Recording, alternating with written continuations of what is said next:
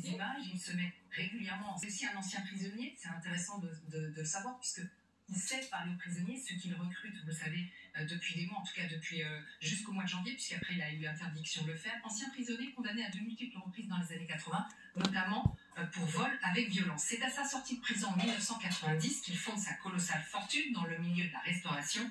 Sa société d'ailleurs a longtemps approvisionné le Kremlin, et c'est avec cette fortune qu'il a fondé Wagner et qu'il a créé des usines à trolls, vous savez, ces groupes qui organisent de vastes campagnes de désinformation. Et comment est-il devenu un acteur incontournable de cette guerre? La date charnière, vous l'avez dit, c'est septembre 2022. C'est là qu'il reconnaît pour la première fois avoir créé Wagner, et c'est à partir de là qu'il va définitivement sortir de l'ombre. On va maintenant le voir partout, tout le temps. Regardez avec sa tenue militaire.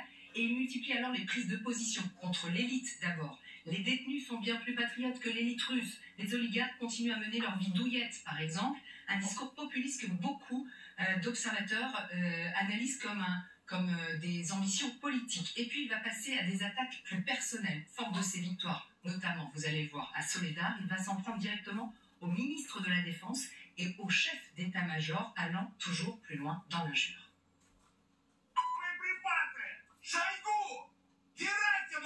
Shoigu, Gerasimov, où sont les munitions? Regardez les bandes de salauds. Vous profitez des clubs UP, vos enfants s'amusent en postant des vidéos sur YouTube. Vous pensez être les maîtres du monde, vous pensez avoir le contrôle sur tout, y compris sur leur vie.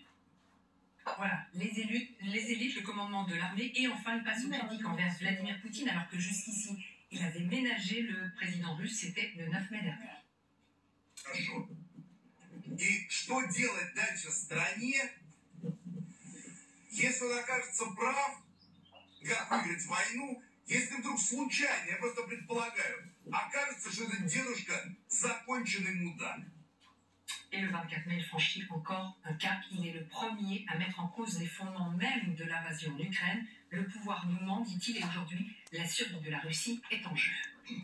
On doit se préparer à une guerre lourde. Et se demander ce qu'on doit faire pour ne pas perdre toute la Russie. Car dans l'état actuel, on peut perdre tout le pays.